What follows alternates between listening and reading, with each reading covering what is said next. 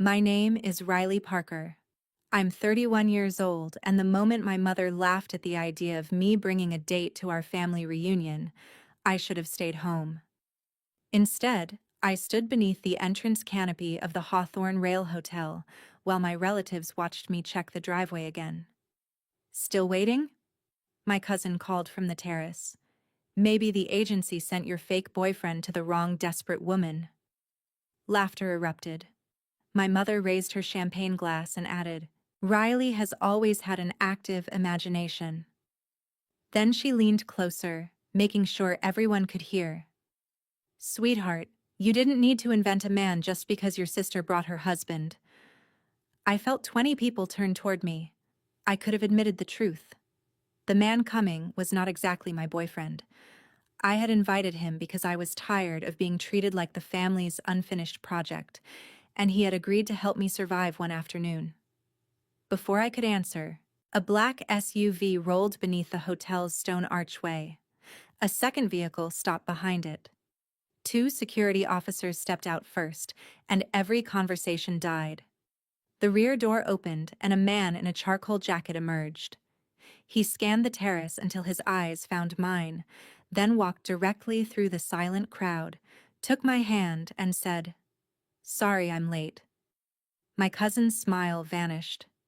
Then another voice called his name. The governor of Colorado was crossing the courtyard toward us with his staff, and the expression on my mother's face told me she finally understood that the joke was no longer under her control. Before I tell you what the governor said, and what happened after I walked out, tell me, what time is it where you are right now, and where are you watching from? I want to see how far Riley's story travels. 3 weeks before the reunion, my mother called while I was standing beside a burned hillside outside Glenwood Springs. I wore a hard hat, my boots were covered in ash, and a crew behind me was installing erosion barriers before the summer storms arrived. I work as a wildfire mitigation and watershed recovery engineer. When a mountain burns, the danger does not end with the flames. Rain can turn damaged soil into mudslides, destroy water systems, block roads, and flood entire communities. I design recovery plans and coordinate crews after the television cameras leave. It is difficult, meaningful work, but my family treated it like a strange hobby I had failed to outgrow. Your sister confirmed the presidential suite, my mother said. Her husband's firm is sponsoring Saturday's dinner. That's generous. Are you bringing someone? The question sounded casual, but in my family, every detail became a comparison by dessert. I might. My mother laughed. Riley, please don't create a mysterious boyfriend because you feel embarrassed. Everyone knows you're single. I looked across the blackened slope. I didn't say he was mysterious. You haven't dated anyone seriously since that park ranger. He transferred to Alaska 4 years ago. And somehow your sister managed to build an entire family in that time. My older sister Caroline had followed the life plan my mother considered respectable.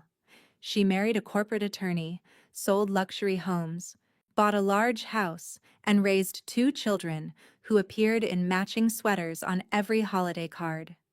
Caroline was not cruel, but she had learned that peace came from accepting the crown whenever our mother placed it on her head. When Caroline won a debate championship, my mother rented a ballroom. When I earned an engineering scholarship, she told relatives, It isn't glamorous, but at least Riley found something practical. At 24, I helped protect a rural community's water supply after a major fire. That Thanksgiving, my mother introduced me as the daughter who plays in the dirt. Everyone laughed, including me. Laughing first was how I survived. You should bring someone, she continued. It might stop people from worrying. Who is worried? We all are. They were not worried that I worked near unstable slopes or entered evacuation zones. They were worried that my life did not give them a respectable story to repeat. That evening, I met Owen Mercer at a diner beside the field office. Owen and I had worked together for 18 months through a federal resilience task force. He coordinated emergency funding between state agencies, counties, and federal teams. He was calm under pressure, observant, and capable of reading a budget report like a confession. We had spent long nights reviewing evacuation maps and arguing about whether coffee qualified as dinner. We were friends, although something unspoken had always existed between us. "You're attacking that pie," he said, sliding into the booth. "My mother called." "That explains the violence." I told him about the reunion and repeated her comment about my imaginary boyfriend. Owen listened, then said, "Take me." "To the reunion?" "Yes." "As what?" "The fictional boyfriend whose existence has become a state emergency." I laughed. "You would hate my family." "I've survived congressional budget hearings." "You haven't met Grant." Grant Whitmore was my cousin and my mother's favorite unofficial son. He worked as regional sales director for Ember Shield Systems, which supplied emergency tanks, heat barriers, and wildfire equipment. Grant earned more than I did and mentioned it often. At the last reunion, he introduced me as the family's forest mechanic. My mother told me not to be sensitive. Owen's expression changed when I mentioned Ember Shield. "What?" I asked. "Nothing I can discuss." "Is the company in trouble?" I didn't say that. He leaned back. "My offer stands. I'll attend, behave politely, and leave whenever you give me the signal." "You would pretend to be my boyfriend?" "For one afternoon." It was a terrible plan, but a younger version of me still wanted one family gathering without being pitied. "Fine," I said. "No elaborate backstory, invented vacations, or classified missions." "You've ruined my entire speech." I should have asked why he agreed so easily. I did not know Owen had already been invited to a state resilience conference at the same hotel. I also did not know the governor would attend, or that Grant's company was at the center of a confidential investigation.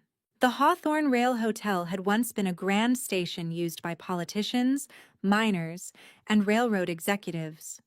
My mother chose it because she loved places that made our family appear wealthier and more important than we were. She owned an event planning company and treated reunions like corporate launches. We had assigned seating, printed menus, a photographer, and a 12-foot display titled The Parker Whitmore Legacy. I arrived early because my mother demanded a family photograph at noon. She inspected my rust-colored dress and said, "At least you made an effort." "Good to see you too." "Where is your guest?" "He had a work commitment. He'll be here." Grant overheard us. He wore a pale blue blazer and the expression of a man who believed every room was waiting for him to speak. Work commitment. Convenient. Several cousins turned toward us. "He's coming," I said. "What does he do?" "Emergency management." Grant laughed. "So he hands out bottled water?" My mother touched his arm as though he were charming.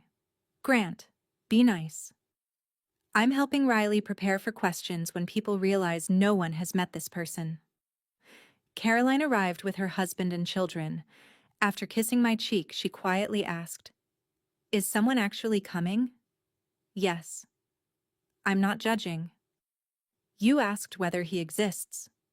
She sighed. "You know how Mom is." That phrase had protected my mother for decades. You know how she is meant she would never change, so everyone else had to absorb the damage. When I changed majors from pre-law to environmental engineering, she told relatives I was having an identity crisis. When I refused a large consulting job because I wanted field work, she stopped mentioning my career unless she could turn it into a joke. Grant raised his voice. "Maybe we should start a pool. $10 says Riley's date has car trouble. 20 says he has an emergency," another cousin replied. 50 says he's Canadian, so no one can verify him, Grant added. Laughter spread across the terrace. I looked at my mother. She smiled tightly and said, "Enough. We don't want Riley getting upset before the photograph." Not stop because it was cruel. Stop because my reaction might ruin the picture. Then Grant asked, Where's your fake boyfriend? The black SUV arrived less than a minute later. Security officers stepped out first because Owen had traveled from a closed briefing with the governor's advance team. We only saw men with earpieces and the alert posture of people trained to notice danger. Owen emerged wearing a charcoal jacket and white shirt. He looked like someone accustomed to rooms where decisions had consequences. He found me immediately. "Sorry I'm late," he said, taking my hand. His thumb brushed my knuckles so naturally that I almost forgot we were pretending. Grant recovered first. "This is him?" Owen turned. "You must be Grant." Grant's smile froze. "Have we met?" "No." "Then how do you know my name?" "Riley mentioned you." "I hope she included my good qualities." "She was thorough." A few relatives hid their laughter. Owen shook Grant's hand and held his gaze until Grant looked away. My mother stepped forward. "I'm Diane, Riley's mother. We were beginning to think you were imaginary." "So I heard." "What kind of emergency work do you do?" "Interagency disaster response and infrastructure recovery." Grant glanced at the SUV. "Consultants get security now?" Before Owen could respond, movement near the hotel entrance silenced the terrace. Governor Thomas Bell was walking toward us with his chief of staff and 2 state troopers. My mother recognized him because she had spent months pursuing a state events contract. Grant recognized him because Embershield was bidding on a statewide emergency supply agreement. The governor walked past them and approached Owen. "Mercer," he said, extending his hand. "I read the revised containment report. Your recommendation may have saved us from signing a very expensive mistake." Grant went still. The governor then looked at me. "You must be Riley Parker." "Yes, Governor." He shook my hand warmly. "Your watershed projections from Red Canyon were excellent. We used them in this morning's briefing." My mother whispered, "Your projections?" The governor continued. "Owen says the county would have lost 2 treatment facilities without your redesign." "I had a strong field team," I replied. "That's what competent people always say." He turned to Owen. "We'll need both of you inside in 20 minutes. Procurement Council has new information." The word procurement changed Grant's face. The governor nodded politely and walked away. For several seconds, no one spoke. Then my mother asked, "Riley, why didn't you tell us you were meeting the governor?" "I wasn't." Grant stared at Owen. What expensive mistake was he talking about? "I'm not authorized to discuss an active review." "A review of what?" "Ask your compliance department." Grant's face drained of color, and I realized Owen's appearance was not the final surprise. It was the first warning. My mother recovered by changing the story before anyone understood it. "This is wonderful," she announced. "Riley has always been modest about the important people she knows." Modest was how she covered years of dismissing me. She linked her arm through mine and guided us toward the ballroom. "We should arrange a photograph with the governor. It would be excellent for the family archive." "The governor is working." "So are we all, dear." Owen leaned closer. "Do you want to leave?" Everyone else assumed staying was mandatory. Owen reminded me I had a choice. "Not yet." Inside the ballroom, family photographs surrounded an old railway clock. Caroline's graduation occupied the center panel. Grant appeared beside company awards and newspaper clippings about Embershield. Near the bottom, I found one photograph of myself wearing a field vest beside a muddy culvert. The caption read, "Riley's environmental phase." Owen noticed it. "Phase?" My mother believes anything she doesn't understand is temporary. "How long has it lasted?" 9 years. We sat with my mother, Caroline, Caroline's husband Grant, Grant's fiancé, and my grandmother Evelyn. Grandma Evelyn was 82, sharp-eyed and more influential than anyone admitted. She had funded my mother's first business and helped Grant enter sales. My mother began interviewing Owen. "Where did you attend school?" University of New Mexico, then Georgetown. Divorced? No. Children? No. Homeowner? Diane, I warned. I'm making conversation. You're performing an audit. Grant laughed. Federal guys always talk like they're in a movie. I'm not federal law enforcement, Owen said. No, just a consultant with a convoy. Security was assigned to the governor. So you arrived with him to make an entrance? I arrived with him because we were reviewing emergency contracts. Grant leaned forward. You keep saying that. Because you keep asking. My mother stepped in. Grant's company is one of the most respected emergency suppliers in the region. He just closed a multi-million-dollar agreement. I know, Owen said.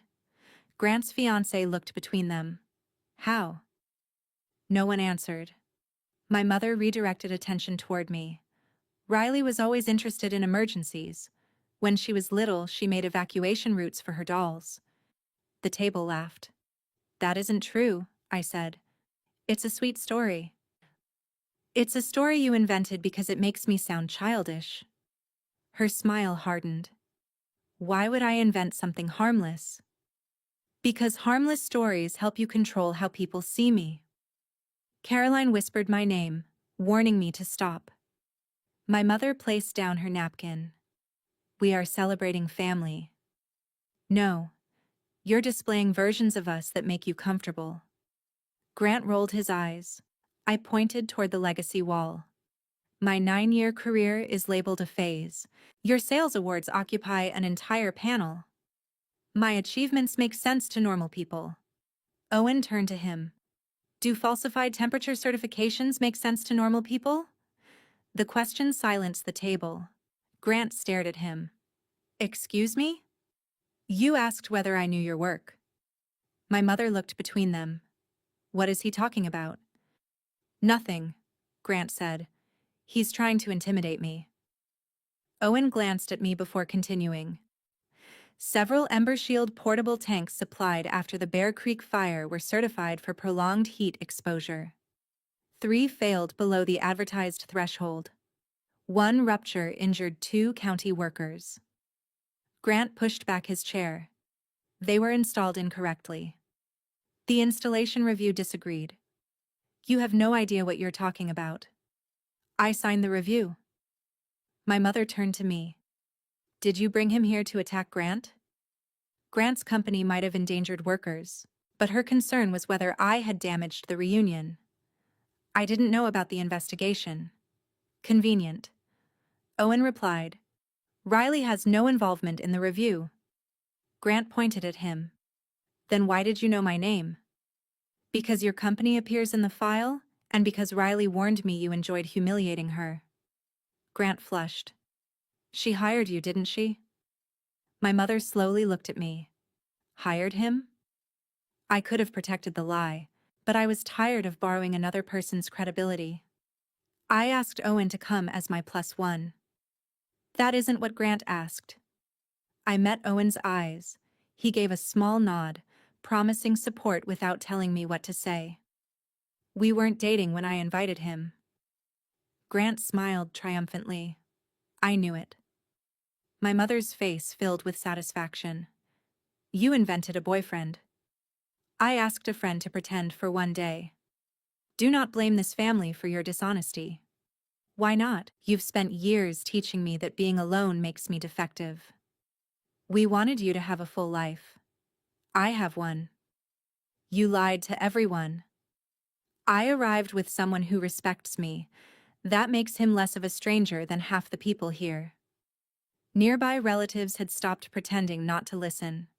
My mother lowered her voice. You have embarrassed me.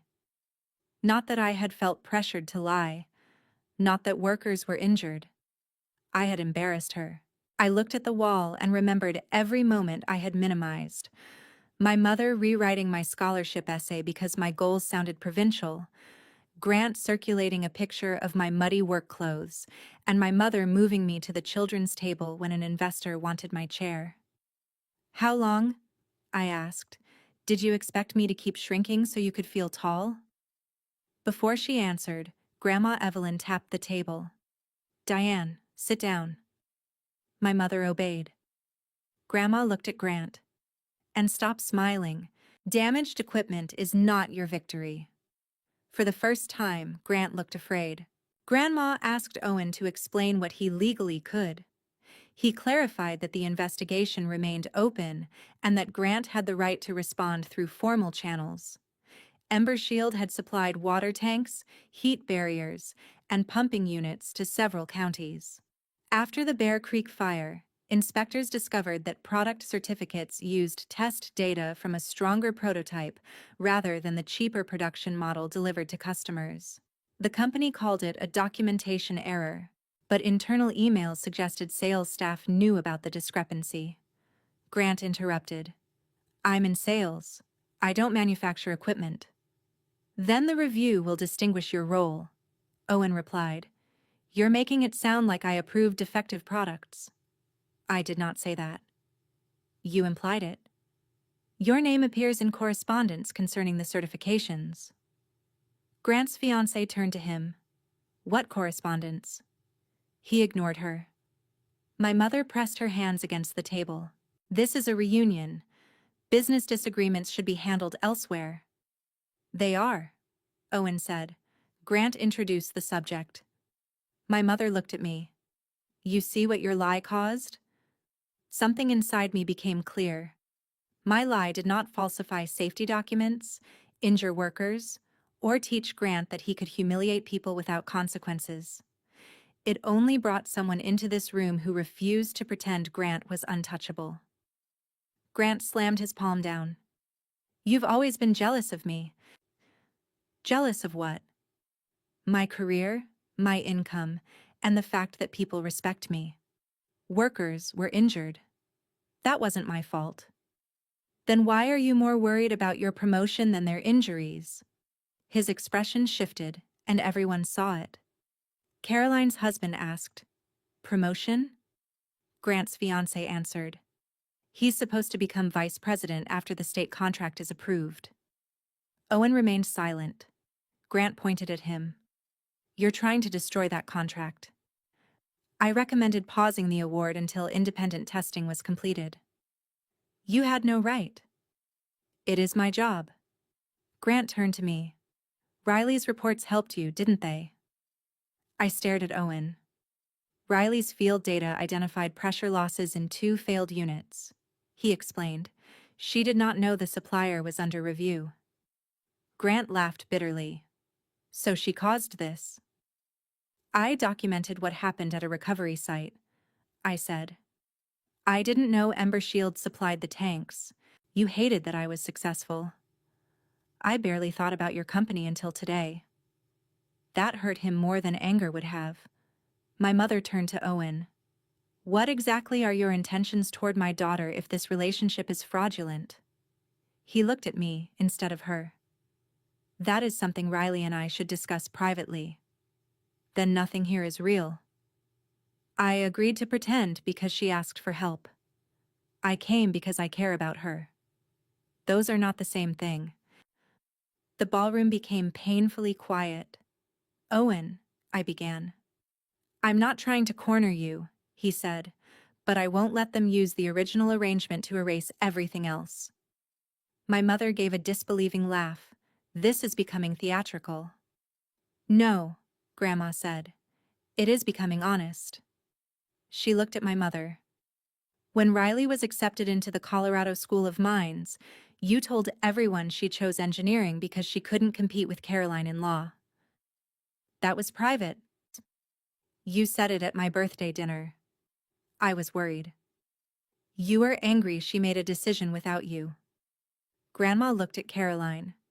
"When Caroline wanted to postpone her wedding, you threatened to cancel the deposits and tell the groom's family she was unstable."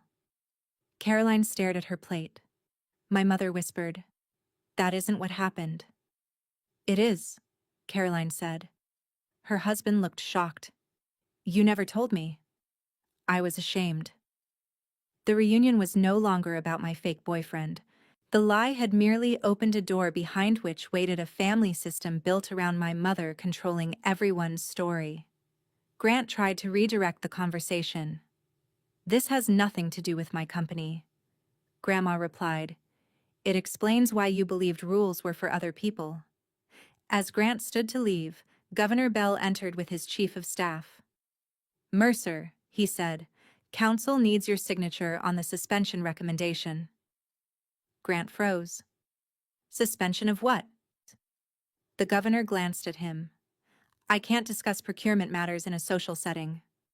Grant stepped forward. "Governor, I'm Grant Whitmore with Embershield. There must be a misunderstanding." The chief of staff moved between them. "All communication must go through Procurement Council. My company invested 18 months in this bid. And the state must verify the equipment it purchases," the governor said. My mother approached with her professional smile. "Governor Bell, Diane Parker. My company submitted a proposal for your Western Region events program.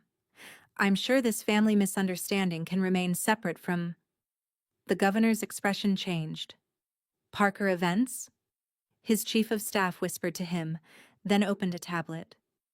"Your proposal includes Red Canyon recovery photographs and describes your company as a community partner." My mother smiled nervously. "We supported Riley's work." I stared at her. "What photographs?" The tablet showed my burned hillside project, my crews, maps, and a photograph of me speaking with county officials. Parker Events had presented the operation as a community initiative it helped coordinate. "You used my project in a business proposal?" "I was showcasing our family's public service values." "Your company had nothing to do with it." "I paid for your hotel during the first week." "That was a birthday gift." The distinction is unnecessary. It is fraud. It is marketing. The governor handed back the tablet. "Our office will review the attribution before considering the proposal." My mother's face collapsed. He turned to me. "Were you aware your work was included?" "No, sir." "Please have your agency provide written clarification." Before leaving, he paused. "For what it's worth, your work speaks for itself. It does not need anyone else's logo." The governor did not rescue me. He simply confirmed the truth in front of people who had spent years pretending my work was insignificant. That was more devastating to them than any revenge I could have planned. Grant left the ballroom to call his company. Through the glass doors, we watched him pace across the terrace. Within minutes, his posture changed from outrage to panic. Later, I learned Embershield's board placed him on administrative leave, pending an internal review. The state contract was suspended. 2 counties reopened their purchasing investigations, and the promotion he had bragged about disappeared before dinner ended.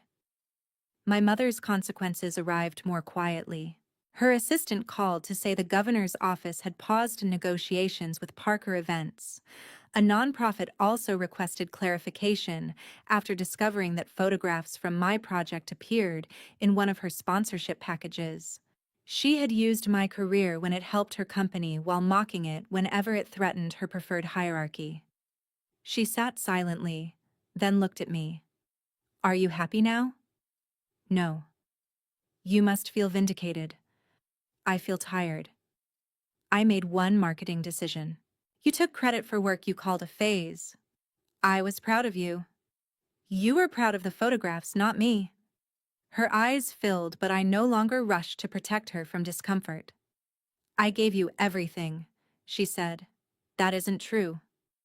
"I paid for lessons, school trips, college applications, and used every gift as proof that I owed you obedience." Her lips trembled. "I wanted you to succeed. You wanted my success to be recognizable to your friends." Caroline moved closer to me. For once, she did not ask me to soften my words. My mother looked at her. "Are you turning against me too?" "This is not a war, Mom. People disagreeing with you is not betrayal." Grandma nodded. "You built a family where everyone learned to manage your reactions. That is not closeness." My mother looked around the table, realizing no one would restore her authority. "What do you expect me to do?" Remove every photograph, report, and reference to my work from your company materials.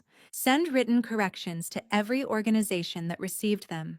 Do not discuss my personal life without permission, and never compare me with Caroline again. You're giving me rules? I'm explaining the conditions under which I remain in your life. That sounds like a threat. It is a boundary. What happens if I refuse? I leave. Grant returned before she could answer. His face was gray. He pointed at Owen. My company suspended me because of you. Your company suspended you because of its own risk assessment. You humiliated me. You mocked Riley 5 minutes before learning I knew your work. That was a joke. No, I said. It was a habit. Grant turned on me. You think you're better than everyone because the governor knows your name? No. I think you're finally in a room where confidence cannot replace evidence. He stepped closer. Investigations can turn toward anyone. Owen moved between us, but I touched his arm. I'm not afraid of my work being reviewed, I told Grant. That is the difference between us. Grant's fiancée removed her engagement ring and placed it beside his plate. What are you doing? He asked. You told me Owen was lying. Your compliance director called because you used my father as a reference on one of the disputed contracts. Her father was a retired county commissioner. You don't understand sales, Grant said. I understand lying. She walked out. Grant looked around for someone to defend him. My mother lowered her eyes. Grandma told him to contact an attorney before saying anything else. He left. Owen touched my elbow. The state team is leaving. I can stay or take you home. My mother immediately said, Riley should stay. We need to resolve this as a family.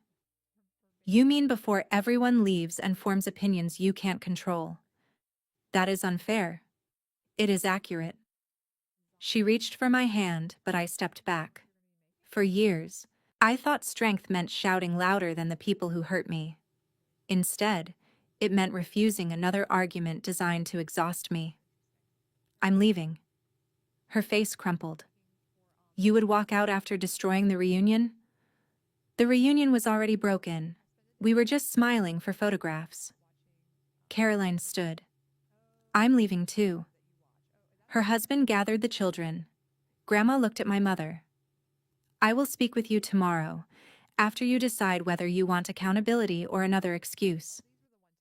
My mother remained beneath the railway clock, surrounded by banners celebrating a legacy that no longer matched the truth. Outside, rain tapped against the hotel canopy. Owen dismissed the waiting driver and asked whether I wanted to walk. We crossed the old platform beneath iron lamps while relatives departed behind us. I'm sorry, I said. For what? Dragging you into that? You didn't cause the investigation.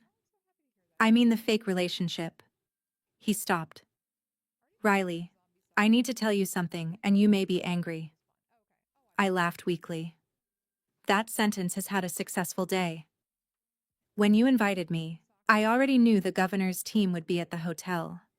I didn't know he would approach us publicly, but I knew the Ember Shield investigation might bring me into contact with Grant. Why didn't you tell me? The review was confidential, and I was afraid you'd think I agreed only to observe him. Did you? No. His answer came immediately. Then why did you agree? He looked toward the tracks. Because every time your mother called during a field assignment, you became quieter afterward. Because you described saving a town's water system like it was an ordinary Tuesday, but apologized for taking the last cup of coffee. Because I have wanted to ask you to dinner for almost a year, and pretending felt safer than hearing you say no. I folded my arms. You coordinate national disasters, but asking me to dinner was too dangerous? Wildfires are more predictable. Despite everything, I laughed. He stepped closer but left enough distance for me to choose. I meant what I said inside. We were not dating when you invited me, but my feelings were never part of the performance. The old version of me would have accepted immediately, grateful that someone impressive had chosen her. The woman who walked out of the reunion understood that Owen's title, the governor's respect, and the black SUV could not define my worth. I don't want another performance. Neither do I. And I don't want to date you because my family suddenly finds you valuable. I would prefer that they find me deeply inconvenient. They already do. Promising start. I looked at him. One real dinner. No pretending. One real dinner. I choose the restaurant. As long as it doesn't require a security briefing. 2 weeks later, my mother sent corrections to the governor's office, the nonprofit board, and 3 clients. Parker Events lost the state proposal. No criminal charges were filed, but the financial and reputational consequences were real. Grant remained on leave for 4 months before Embershield terminated him for violating bidding and disclosure policies. Investigators did not conclude that he designed the defective products, but emails showed he had pressured a manager to keep technical complications away from clients. 2 injured workers received settlements. Grant accepted a smaller sales job in another state and never apologized. Consequences do not always create character. Caroline began counseling and admitted to her husband that much of their supposedly perfect life had been organized around avoiding our mother's disappointment. Their marriage did not collapse. It became more honest. Grandma changed the family scholarship fund so no relative could control it and replaced the legacy display with an archive where everyone wrote their own biography.